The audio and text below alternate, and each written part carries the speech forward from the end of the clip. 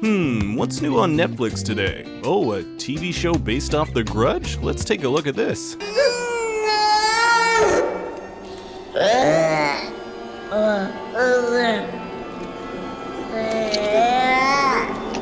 What the f, man? Japan. Poetry, plays, sexy times, puppet shows. Let me first start off by saying I've never been a fan of Japanese horror. I know, but there's just something about things crawling out of TVs and whatever the hell this is that just doesn't do it for me. That being said, I was actually pretty excited when I heard Netflix was coming out with a new show based off The Grudge. From the trailer, it looked like a fast-paced mystery spanning decades, trying to solve why this creepy-ass house is making people go crazy and commit insane murders. Boy, was I wrong.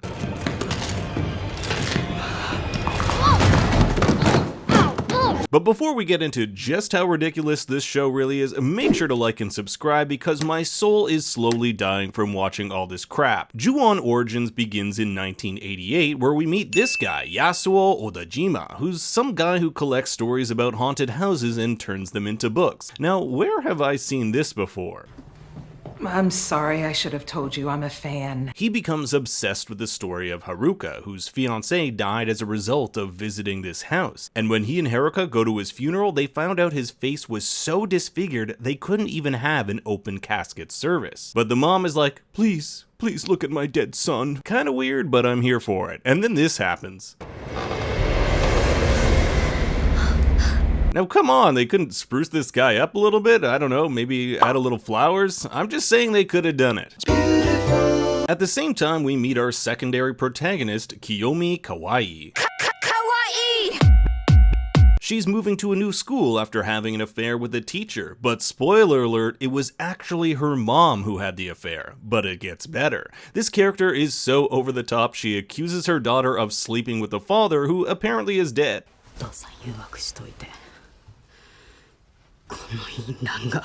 I don't know what this is, but it's kind of hot. So Kiyomi starts at her new school and instantly makes some friends, bonding over their love of cats.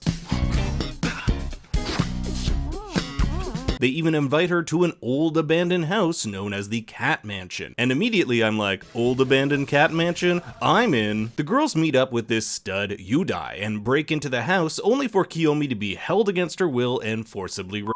And what do you do when you're committing an unspeakable crime? Why, take photos, of course. Kiyomi is left completely broken. She ends up going upstairs and cries alone in the closet when, I kid you not, 3 minutes later after all this happened, makes out with the guy who just raped her. Now, I originally thought she'd get possessed and rip his dick off or something, but no. And this dude basically goes from Kiyomi to this girl, back to Kiyomi. He's like the Bill Cosby of Japanese haunted houses. That's a no-no. At the same time, there's this C storyline about a child abductor, and at first I thought this was this young girl's dad because the girl didn't seem in distress at all, but then this happens.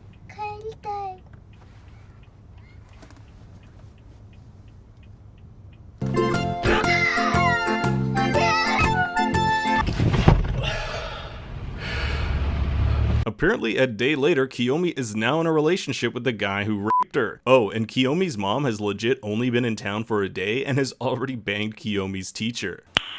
Nice. So Kiyomi reads a letter to her mother telling her she's going to leave, and the mom is like, get the fuck out, I don't care. And then she instructs Yudai to kill her mom or else she's gonna go to the police with those photos. I knew those photos would come back. Fast forward 6 years later to 1994, and Yudai works at a garbage facility. Get it? Because he's a trash human? Well, he takes out his rage on Kiyomi, who I think is his wife now, and he's pissed because their 5-year-old Toshiki doesn't like him. So he beats the crap out of him, putting him in a vegetative state.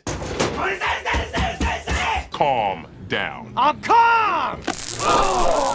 Now you're probably thinking we haven't talked about the house a lot and it's been 6 years. Well, a new couple has moved in and this is where things start to get really bonkers. The husband here is cheating with a pregnant woman who is having his baby. At the same time, the pregnant lady's husband is following her and knows that she's cheating. And later that night at dinner, she tells him the baby isn't his. あなたに時々抱かれたのもお腹の子がバレないようにするため。抱かれてる間もずっとあの人のこと考えてた。 So he proceeds to drink his entire glass of wine and says this. いいよ。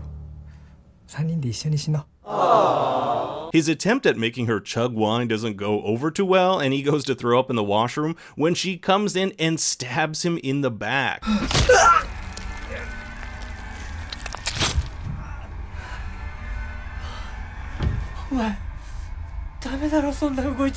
I mean, I gotta hand it to this guy. He was just stabbed in the back, and he's like, "Babe, don't overexert yourself. Think of the baby." Anyway, he ends up killing her and is like, "Oh shit, the baby." And then, oh no, what are you doing? Later that same evening. The baby miraculously lives for a few hours until he buries it in the backyard of that abandoned house, and somehow the other guy has hung himself for some reason. I don't know why, it's never quite explained, probably the house. And then our dude is walking home like, "Don't mind me, just got stabbed in the back, nothing to see here." He's later arrested and questioned for the murder, and while in his cell we get this gem of a scene. Oh my god, it's so cute. Oh, okay, what are you doing there, little fella? Oh, he just wants to see daddy. Okay, kinda kinky, but let's see where this goes.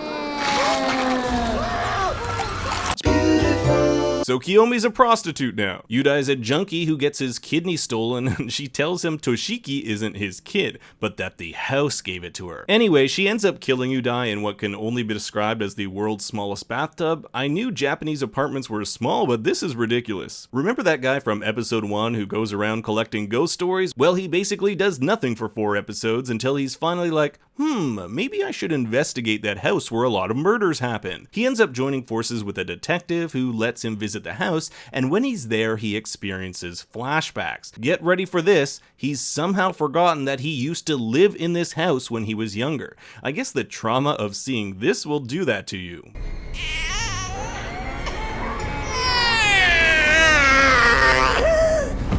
There's a lot of dropping babies in this. One of the cool parts of this show that really isn't explored too deeply is that those who are affected by the curse or the house interact across time with one another. For example, young Yasuo here in the 1950s sees this creepy shadow woman breaking through the glass, but we find out that this was actually Kiyomi in 1995. I thought this was a really awesome gimmick, but the show just doesn't go anywhere with it, and you don't even find out it's a thing until the final 2 episodes. So 2 years pass after the murders, and a new couple moves in. Yasuo warns them they should leave, but buddy guy over here is like, "We paid dirt cheap for this place. Who cares if a couple dozen people over the past decades have died here? I'm gonna get my money's worth." But one night they're visited by the ghost of its past victims and do the only logical thing: have a seance. And it's here we kinda get an idea of how the grudge monster originated. In the early 1950s, a man kept a woman imprisoned in the house and impregnated her. She was tortured and beaten until one day she ends up killing him and dying herself after giving birth. Now she has this grudge on anyone who comes into the home. Get it? The movie was called The Grudge? Anyway, so the seance causes some crazy flashbacks. The new owner's wife goes into labor, and when he's asked if he wants to go with her to the hospital, he's like, I'll go later. Your wife just went into labor, my dude. So Yasuo ends up seeing the ghost of his father outside the house, but in reality, it's actually the new owner. And in a simultaneous flashback, young Yasuo also sees his father, and this happens. He just somehow turns into goo. Okay. A couple months pass and Yasuo has written a new book about his experience with the house. He's visited by the detective who is curious to know how he knew one of the victims had a telephone buried in her stomach, a fact that was only known to police. Yasuo said he made it up and it's just a coincidence. Yeah, okay. And as soon as the detective leaves, we learn that Yasuo is working with the house somehow. Over the course of the show, Yasuo wonders why the house has killed everyone but spared him.